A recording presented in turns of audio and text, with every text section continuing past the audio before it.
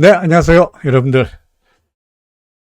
봄이죠, 그죠? 그래서 뭐 옛날 그 봄 말만 하지 않고, 그래서 오늘은 여러분들 보시기에 좀 산뜻한 노란색 셔츠를 입었습니다만 화면에 옷 색깔이 잘 나올지 어쩔지 잘 모르겠습니다. 자, 금요일입니다, 그죠? 이제 한 월요일 날 이제 한 주일이 시작되었구나 하면은 금방 금요일이고, 또 주말 지나고 나서 이제 아이고 또 새로 한 주일이 시작되었구나 하면은 또 금세 또 금요일이고, 정말 세월은 살같이 흐른다, 유수와 같이 흐른다 라고 합니다만 정말 그렇네요. 아침에 일어나서 간밤에 미국 시장 어떻게 되는지 체크하고, 그리고 하루 종일 시장 보고, 그죠?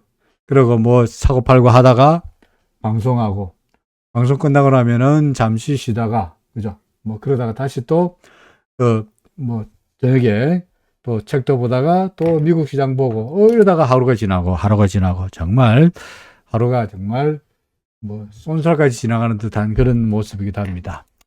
뭐 어떻게 됐든 간에 하루가 어떻게 지나든, 그죠? 하루가 지나든 간에 어떻게 되든 간에 뭐 그래도 시장이 주가가 오르면은, 그죠? 주가가 오르면 다행일 텐데 그게 참 만만치 않습니다. 그렇죠? 만만치 않습니다.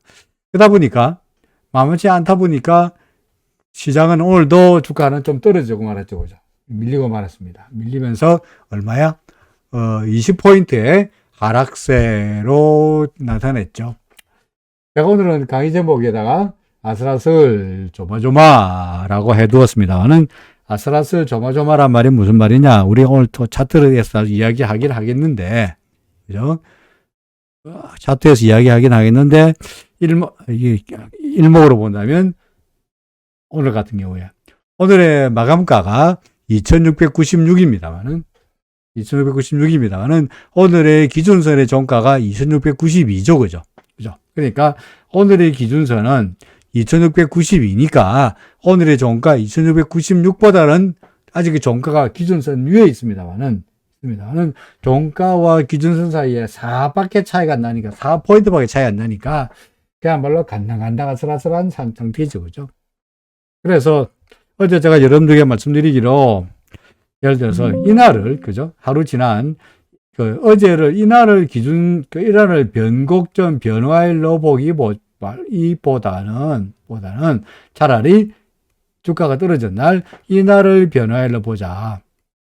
그죠? 변화를 보자.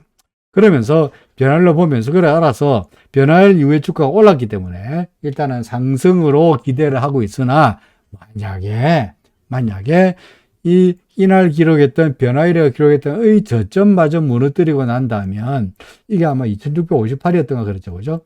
밑으로 내려가고 난다면, 그때는 변화일에서의 턴어라운드도 무산됐으니까, 그때는 볼 것이 없지 않느냐 라고 말씀드린 거고요.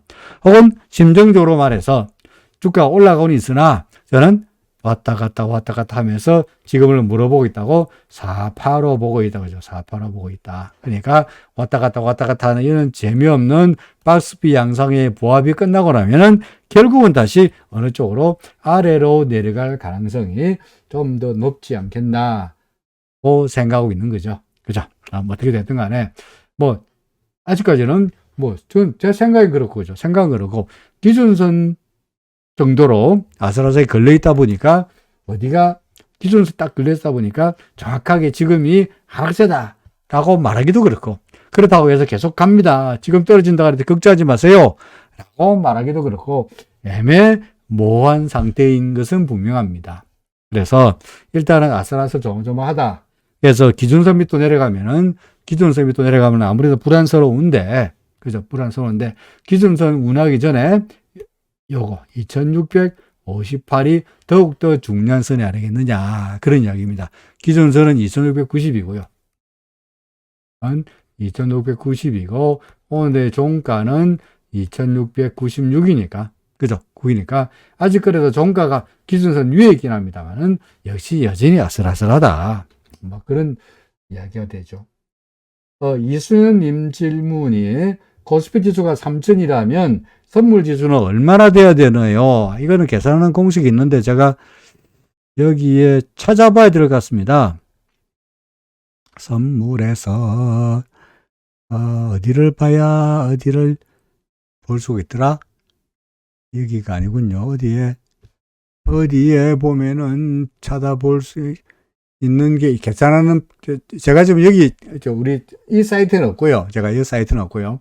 다른 그 홈 트레이딩 시스템에 보면은, 증권사 홈 트레이딩 시스템에 보면은 거기에 선물 지수가 얼마일 때 현물 지수가 얼마라고 이게 나옵니다. 나오니까 지금 당연히 제가 연합유품엑스 홈 트레이딩 시스템에 나오고 있지 않으니까 제가 딱 계산할 수는 없고요. 계산은 계산되어 있는 게 있습니다. 그래서 오늘은 당장 말씀드리지 못하겠고요. 제가 기억에 두었다가, 이순현님, 기억에 두었다가, 내일 또 노는 날이군요. 네, 월요일 날,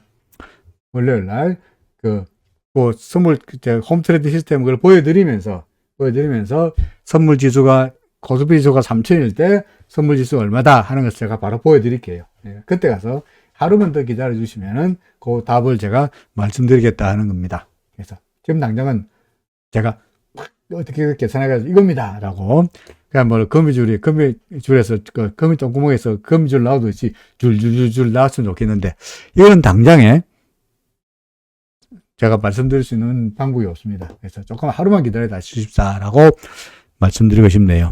자, 어쨌든 이야기를 계속합니다. 그래서 오늘 같은 경우에도 역시 미국 시장의 나스닥 지수가 크게 떨어졌다는 게 가장 결정적인 이유죠. 그죠? 이유가 뭡니까? 결국은 미국의 금리, 인플레이션, 어제 우리도 이야기했습니다만, 미국의 인플레이션의 CPI가 8.5%인데, 시장에서는 이게 피크다. 그죠? 피크다.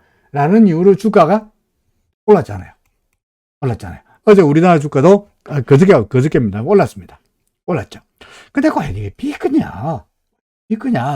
에 대해서 저는 사실은 좀 의문시 좀 이상하단 말이야. 그러면서 그 근거를 든 게 예를 들어서 유즈드카, 중고차 가격이 많이 올랐는데 이제 떨어지고 있잖아. 에너지 가격도 지금 떨어지고 있잖아. 그러니까 이런 것들 때문에 8.5%의 CPI가 다음 달에 내려갈 거다라고 하던 것이 이제 희망적인 분석이었습니다. 근데 어제 FRB, 여기 FMC입니다만은 페드의 오피셜들이 과연 8.5%가 피크라고 말할 수는 없지 않느냐라고 발언하면서 미국 시장은 간밤에 나스닥 200포인트 이상 폭락하고 다우도 마찬가지고 엉망으로 떨어지고 말았고요. 결국은 이게 다시 한번 우리 시장에 악재로 작용하고 있죠. 그래서 쉽게 말해서 끝날 때까지 야구에서 끝날 때까지 끝난 게 아니다. 그죠? 끝날 때까지 끝난 게 아니다. 라는 말이 있습니다. 그죠? 끝날 때까지 끝난 게 아니다. 이거는, 이 말은, 미국 야구선수, 그죠? 야구선수, 요기 베라라는 유명한 야구선수가, 요기 베라가 이랬었는가? 한글로, 요기 베라라는 선수가 한 말인데,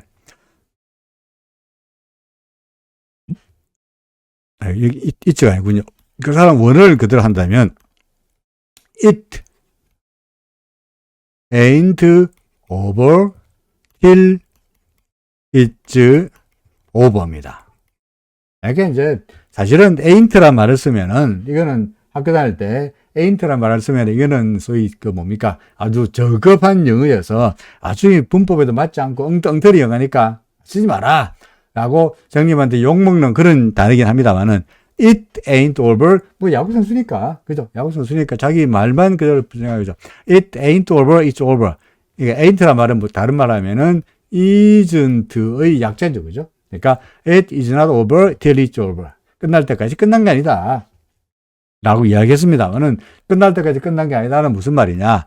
8.5%의 CPI가 피크라고 하는데, 모르겠다 이거죠.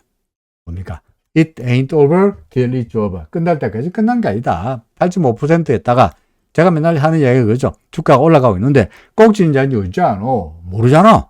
꼭지라고 단정적으로 했다가 팔았다가 더 올라가 버리면 억울하잖아. 그러니까 꼭지 이제 확인하고 내려와서 물증을 보고 나서야 물증, 기준선이나 아니면 RSI나 물증을 건드리고 나서야 이제 여기가 꼭지였구나. 이게 이제 턴어라운드 하는구나.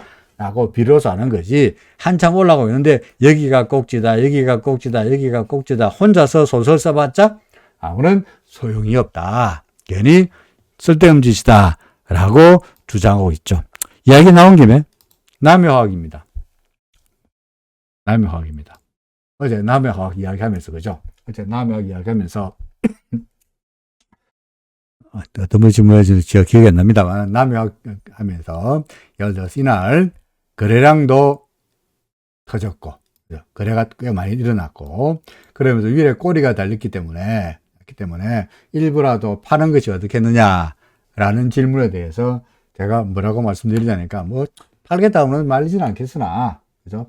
말리지 않겠으나 그래도 물증을 보고 접다. 물증 RSI가 하루 지나가서 보서 오늘 봐서 RSI가 70선 위에 있다가 밑으로 내려가면 그죠? RSI가 여기에서 밑으로 내려가면 그걸 보고 나서 내려서 오늘 같은 경우 주가가 떨어져서 이렇게 내려가면 그때 가서 일부라도 차익이 실현하는 게 이게 바로 RSI가 뭡니까? 물증이죠. 물증을 보고 매도하시라 라고 어제 말씀드렸죠. 이게 남해화학입니다. 근데 오늘 남해화학 같은 게 어떻게 됐느냐? 어떻게 됐죠? 하루 만에 더 올랐죠. 그죠? 오늘 더 올랐습니다. 그렇죠? 이게 어제 남해화학이고 오늘은 그보다 뺑 더 올라서 얼마로 7.3%나 더 올랐습니다. 그죠? RSI는 전혀 매도 신호가 없잖아요. 그죠? 그러니까 어제 이거 남해화학을 질문하신 분이 제가 어떤지 빨리 기억을 못 해가지고 기억을 못 했는데 혹시 남해화학을 어떻는지 잘 모르겠습니다만은 결국은 제가 주장하는 바가 뭐냐? 이건 물증을 보고 꼭지인지 아닌지를 봐라. 꼭지에서 팔 필요 없다 이거죠. 꼭지 안 팔면 어때? 내려갔다가 꼭지 보이고 내려온 걸 확인하고 팔아도 늦지 않을 것이다 하는 게 제가 맨날 하는 이야기입니다만은 그런 측면에서 8.5% CPI가 꼭지다라고 말하기에는 아직은 성급하고 그런 것들이 미국 시장에도 영향을 미쳐가지고 간밤에 미국 시장의 주가가 떨어지고 우리나라 시장도 결국은 한국인도 금리를 오르고 있다 보니까 우리나라도 금리에 대해서 다소간 불안해 하면서 주가의 하락을 만들어냈다라고 이야기할 수 있습니다. 하나 좀 다른 이야기입니다만은 우리나라의 금통위에서요.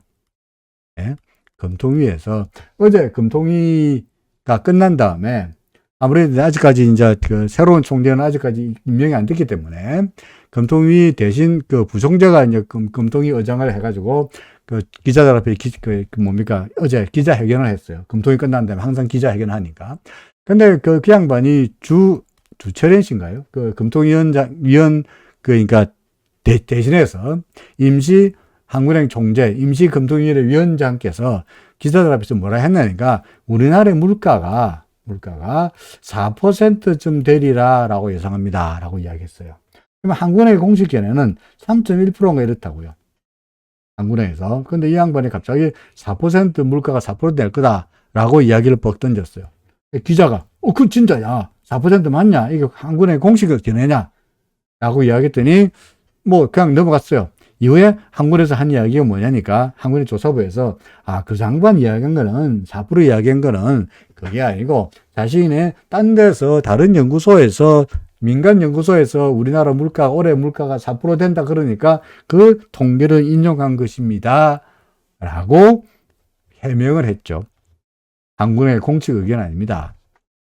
근데 이미 다 4.4%라고 이야기했는데 그러면서 그 양반이 물가가 계속 올라가고 있으니까 조심해야 된다는 이야기까지 했는데 마치 그러면서 뭐라 했냐니까 그 양반 말 중에 우리의 예측에 의하면 그래서 우리라 그랬다고 그러면서 물가가 4% 이랬다고요. 근데 우리가 뭐냐 이제 와서 문제가 되니까 그게 우리가 아니고 민간 연구기관에 한 거다라고 했습니다만은 이미 뭡니까 속마음은 다 들킨 거죠. 그죠? 이미 속마음 다 나온 거야. 우리가 4%라는 걸 이미 다 알고 있는 거예요. 그러니까 우리나라도 물가가 만만치 않습니다.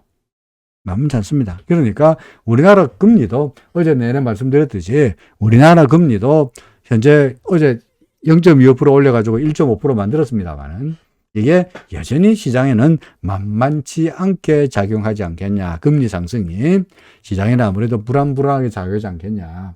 금리로 인해 가지고 수혜를 받을 만한 종목들 어제 제가 쭉 말씀드렸습니다만은 예를 들어서 뭐 손보들 롯데 손보 오늘 뭐 날라갔죠, 그죠? 롯데 손보 아니라 손해보험주도 완전히 날라갔죠, 그죠? 그 다음에 사실은 보험주보다는 보험주 괜찮다 했는데 보험주보다는 오늘 KB금융지주 또는 BNK금융지주 같은 금융지주사들은 은행주들은 뭐 금리 상승에 따라서 수혜를 받을 것 같긴 합니다만은 아직까지 차트로 보더라도 완벽하게 구름 위가 아니죠. KB금융도 마찬가지로 구름을 나가려 말라 하면 아직까지 못 나가고 있고 BNK도 마찬가지로 구름을 나가려 하면 못 나가고 있고 그러다 보니까 이런 것들은 이제 뭐 어제 어떤 분이 말씀하신 대로 금리를 올리더라도 혹시 우리나라가 뭡니까 금융 불황이 된다면 오히려 부실 채권을 인해 가지고 금융주들은 수혜결되기보다는 부담이 클 거다라는 분석 견해가 아마도 주가에 작용하지 않았겠나 싶습니다. 저는 개인적으로 우리나라의 경기 침체가 오리라고는 생각하지 않습니다만은 어쨌든 간에 왜 경기 침체가 오지 않을까라고 생각하느냐 하니까 미국 같은 경우에는 장기물하고 장대기물의 소위 릴드 커브가 이렇게 누우면서 릴드 커브가 소위 장단기 금리차가 이렇게 붙었잖아요. 역전됐잖아요. 근데 우리나라는 그렇진 않거든요, 아직까지. 우리나라는 장단기 금리차가 3년물, 5년물, 10년물 금리차가 역전되고 이런 상태가 아니에요. 그러다 보니까 우리나라마저 미국과 마찬가지로 경기 침체가 오고 뭐 불황이 오고 이렇게 될 가능성은 낮다고 봅니다.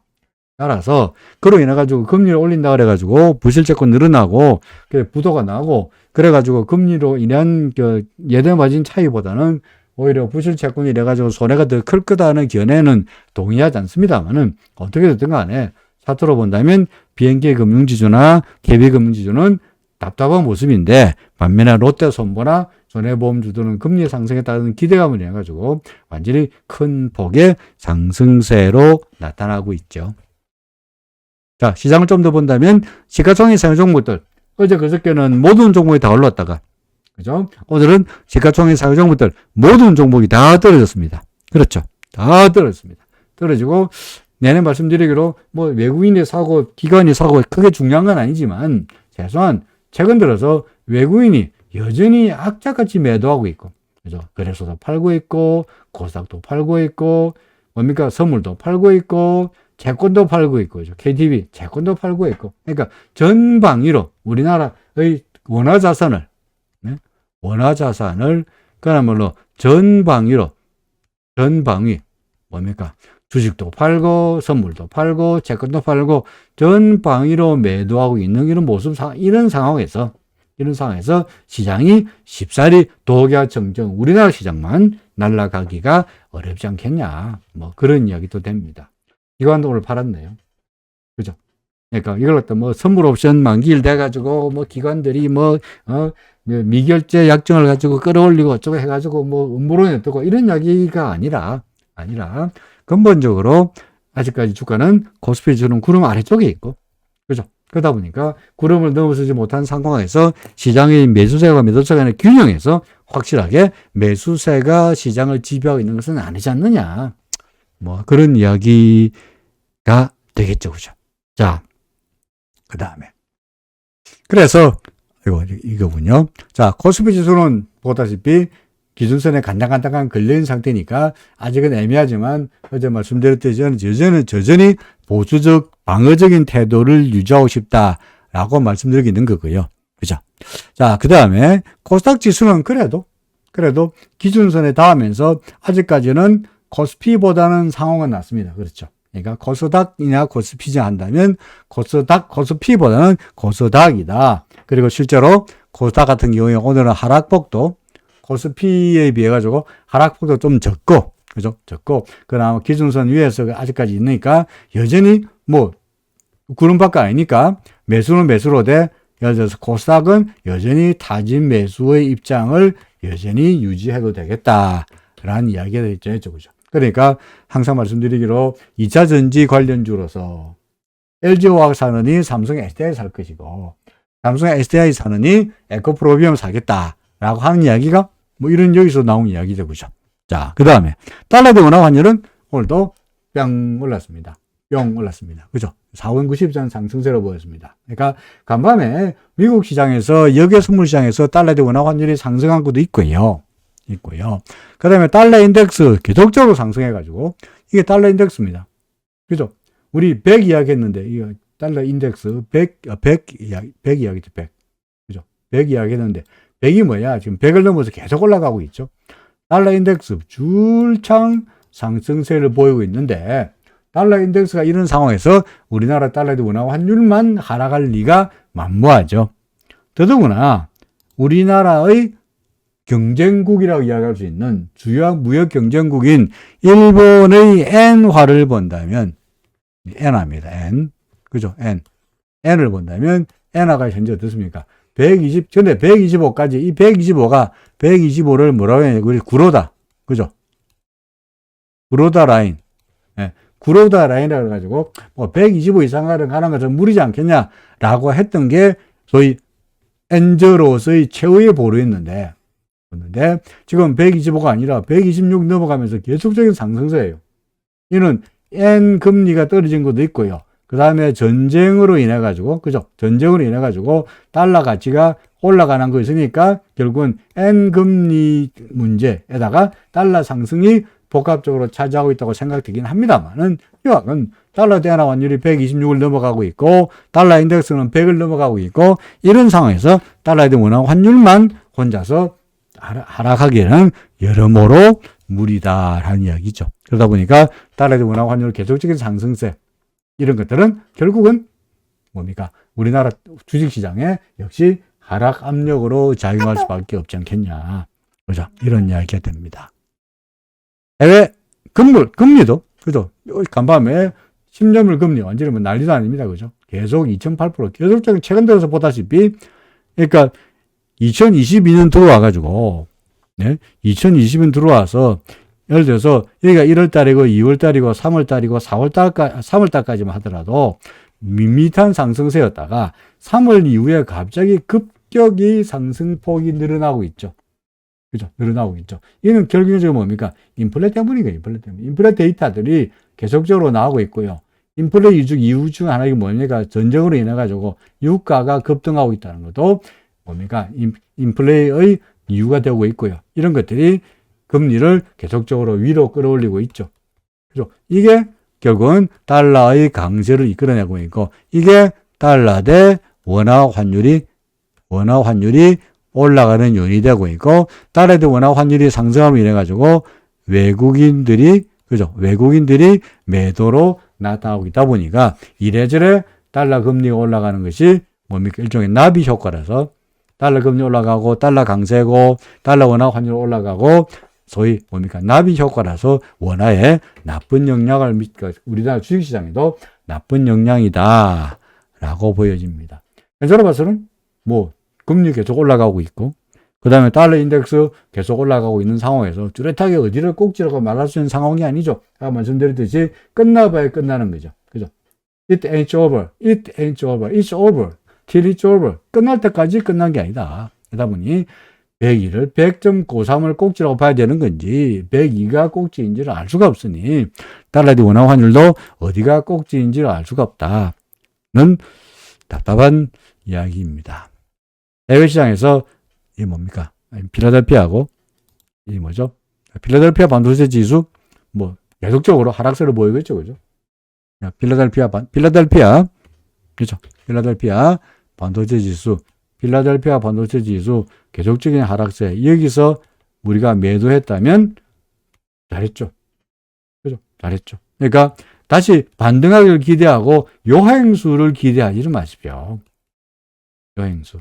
여기서 잠깐 내렸다가 올라감으로 인해 가지고 안 팔고 버티면 어떻게 되지 않겠냐 하는 요행수를 기다리면 항상 내가 안 팔면 추락하고 내가 팔면 올라간다라는 생각을 하게 돼 있습니다. 사실은 확률적으로 본다면 구름 밑으로 내려오고 기준선 밑으로 내려온 종목 주가는 올라갈 확률보다는 내려갈 확률이 훨씬 더 크죠. 그죠? 훨씬 더 큽니다. 그러니까 요행수를 바라지 마시고 그냥 기준선 밑으로 내려오면은 일단 팔고 나서 다시 생각하자 하는 이야기죠. 필라델피아 반도체주가 이 판이니 우리나라의 삼성전자, 하이닉스가 좋을 리가 없고요. 그 다음에 나스닥 지수 그나마 구름 하단에 간당간당하게 지지를 받고는 있습니다만은 진즉에 어떻게 했죠? 기준선은 이탈했죠. 그렇죠. 나스닥입니다. 나스닥 같은 경우에 이미 여기서 기준선을 이탈했고, 구름 밑으로 내려오면 이제 구름 이탈하기 직전이죠. 여기도 마찬가지로 뭡니까? 아슬아슬한 상황이죠. 나스닥이 떨어진다 해서 우리나라 주가가 떨어지고, 나스닥이 오른다 그래가지고 우리나라 주가가 반드시 오른 건 아닙니다만은, 그래도 나스닥 시장이 별로 좋지 못할 때 우리나라 시장이 좋기를 기대하기는 아무래도 무리지 않겠냐 싶습니다. 장외 지수는 뭐 우리가 뭐 그 관심 없습니다. 그렇죠?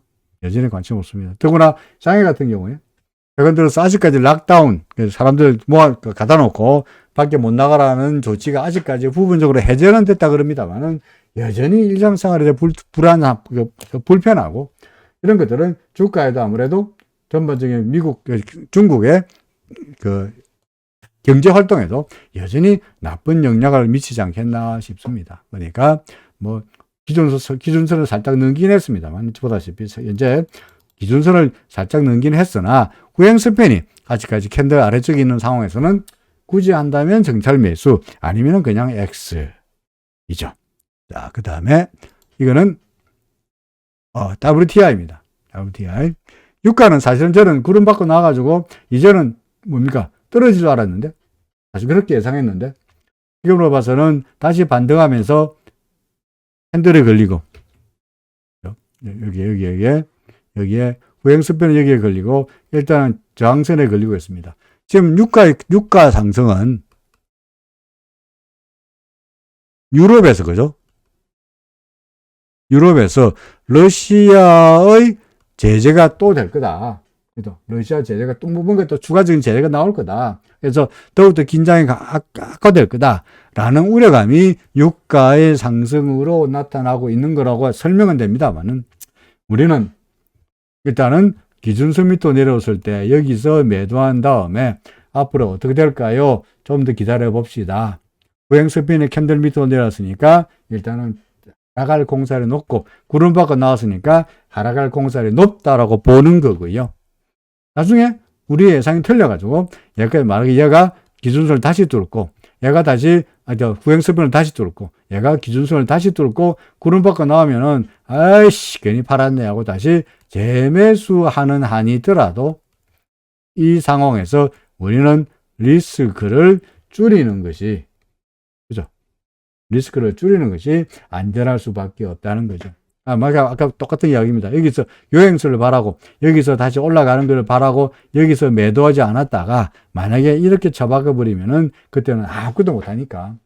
그러니까, 여기서 팔고 나서 재매수 해가지고, 싸게 팔고, 비싸게 사가지고, 오히려 손해가 보더라도, 그렇게 하는 것이, 장기적으로 봐서는, 그렇게 하는 것이 한두 번은 손해가 될 때는 그렇게 가다 보입니다만, 장기적으로 봐서는, 결국은 그래 하는 것이, 안정적인 수익을 내는 방법이라는 것을 제가 경험적으로 알고 있습니다. 그래서 이 바보 던짓, 싸게 팔고 비싸게 사세요. 기준선 밑으로 내려오면 팔고요. 기준선이 올라오면 도로 사세요. 싸게 팔고요. 비싸게 사세요. 그러니까 우리의 목표는 싸게 사서, 그죠? 비싸게 파는 것이 우리의 목표인데, 여기서 예를 들어서 팔고, 기준선 밑에 내려왔다가 여기서 팔고, 다시 기준선이 올라왔다 다시 산다는 얘기는 뭐가 되느냐니까, buy high, 비싸게 사고, 그죠? sell low가 되는 거죠. 그러니까, 싸게 팔고, 비싸게 사세요 하는 방법을 제가 여러분들에게 유료 강의랍치고 가르치고 있는 거죠. 그죠? 유료 강의랍치고, 비싸게 사가지고요. 싸게 파세요. 라고 가르치는 거죠. 근데 왜 이런 걸 가르칩니까? 바보 같은 짓인데. 이걸 왜 가르치느냐? 해보니까 이렇게 해서 10번 중에서 이렇게 터지는 거는 한두 번밖에 안 되고 나머지 8번은 팔고 나니까 아, 잘했다 하는 경우가 훨씬 많다 이거죠. 이 2번 때문에 여행수를 바라고 8번에 베팅하는 것은 위험하다는 이야기니 보험료를 내더라도 여기서 나오면 무조건 팔고 다시 사는 것이 안전하다. 그게 오래가는 방법이다. 라는 말입니다. 그러면 역시 전쟁이 아직 불확실하다 보니까 여전히 기장기장한 상태입니다. 그죠? 그 다음에 비트코인은 말씀드렸죠. 여기서 매도한 다음에 얘가 아래 그 CCI가 100선 밑에서 위로 올라갈 때가 여기가 매수의 타이밍인데 아직까지 마이너스 124니까 따라서는 아직은 매수할 것이 아니고 매도 포지션을 그대로 비트코인은 계속 유지해야 될 거라는 이야기죠. 그죠? 그죠? 자, 시장은 어떤가요? 뭐, 오늘은 주가가 떨어졌으니까 그렇습니다만 여전히 간당간당 아슬아슬한 또는 크게 본다면 4번 파동 안에서 아직까지 4번 파동인지 아닌지 확실하지 않습니다만은 4번 파동이 명백해지는 건 언제 명백해지느냐? 이게 4라면 그게 맞다는 말은 뭐가 되느냐? 2591 밑으로 내려가면은 이까지가 4였고 이게 지금 떨어지는 게 5분의 1가서 언제 하느냐? 2591 밑으로 내려가 버리면 그렇구나 하는 거고요. 그럼 2591까지 떨어질 때까지 기다려야 되느냐? 그럴 필요 없이 일목균형표의 변화를 이용해서 요거 2658이었던가? 맞나요? 정확하게 이게 얼마입니까? 2658 맞죠? 그죠? 이렇게 해서 여기 2658 이하로 내려가면 뭐 4파인지 아닌지 모르겠으나 하여간 하락세가 좀 더 이어질 거로 보는 것이 타당하리라 라고 생각이 됩니다. 그래서 그럼 거꾸로 우리가 틀렸다. 올라가는데 말이야. 상승세다가 되려면 어찌해야 되느냐? 여기가 1번이고 우리가 2번이고 그죠? 여기가 우리가 3이고 여기가 4라고 하더라도 이거 혹은 이거 위로 올라가야만이 4가 아니다가 되는데 세상에 이까지가 2900인데 2900이나 2950까지 올라갈 때까지 기다리기는 너무나 지루하지 않느냐. 그럼 어떡하느냐? 그때는 그거 없이 구름 위로만 올라오면 이게 4가 아니고 여기까지가 3이고 뭐 4고 어딘가 5구나 끝났구나 라고 하면서 여기가 3이 아니고 여기가 5구나 라고 하는 지금 4라는 주장이 틀리는 게 구름 위로 올라온 거죠. 그죠? 아니면은 확실하기로는 이 점이나 이 점인데 이게 너무 머니까 그냥 구름 위로 2800만 넘어서면은 이제는 상승으로 보자 하는 말이 되고 거꾸로 하락으로 보자 하는 원리는 2658 더 확실하기로는 2591이다 하는 말이죠. 그러니까 나름대로 기준을 가지고 딱 일종의 뭐라 그럴까 우리 자동차 몰고 갈 때 자동차 고속도로 타고 갈 때 도로 표지판 보고 예를 들어서 부산까지 250km 남았다. 250km 남았구나. 한참 가다가 대전이라고 써놓으면 우리가 대전까지 왔구나. 그죠? 우리의 어디까지 와 있는지를 알려주는 이정표들이 달려있죠. 그죠? 고속도로에. 물론 지금은 다 내비봅니다만은 이정표라고 한다면 그 이정표로 쓸 수 있는 것들이 예를 들어서 기준, 일목에서 말하는 구름 위로 올라가는 2800선. 정확하게 2800으로 좀 높긴 합니다만은 아니면 요점 2658선. 아니면 이게 2591선. 아니면 이 점 2900선. 2950선. 뭐 이런 정도가 우리는 나름대로의 판단의 기준이 되는 시금석이자 나침반이자 이정표다 하는 이야기죠. 그럼 지금은 2658도 아니고 2800도 아니고 애매모호한 상황인데 어찌해야 되느냐? 어찌해야 됩니까? 그래도 기준선 위니까 반만 가지고 있자. 뭡니까? 타진 매수 해가지고 반만 가지고 있자가 되는 거죠. 그죠? 반만 가지고 있자. 오늘은 여러분들 제가 이쪽 보고 있죠. 그죠? 뭐냐니까 어제까지는 그 모니터가 안 돼가지고 상당히 고전했으니까 그랬습니다. 이제 오늘은 이제 모니터까지 다 고쳐가지고 그래서 여러분들이 하시는 그 질문을 바로바로 보면서 실시간으로 보면서 제 이야기를 하고 있습니다. 그러니까 이쪽에 지금 제가 손 있는 그쪽에 듀얼 모니터에 하나가 더 와 있고요. 그래서 여러분들 그 세팅하신 거를 제가 실시간으로 보고 있거든요. 그러니까 오늘은 실시간으로 보고 있는데 어제는 실시간으로 볼 수 없을 때는 질문이 많더니 오늘은 실시간으로 보고 있는데도 불구하고 질문이 많이 없긴 합니다만은 anyway 무엇이든 간에 궁금하신 점을 지금은 자유롭게 볼 수 있으니까 질문하셔도 된다 하는 말씀을 참고로 말씀드립니다. 잠시 커피 한 잔 마시고 한 모금만 마시고 그 다음에 2부에 종목에 관한 이야기를 계속적으로 이어가도록 하겠습니다. 잠시만요.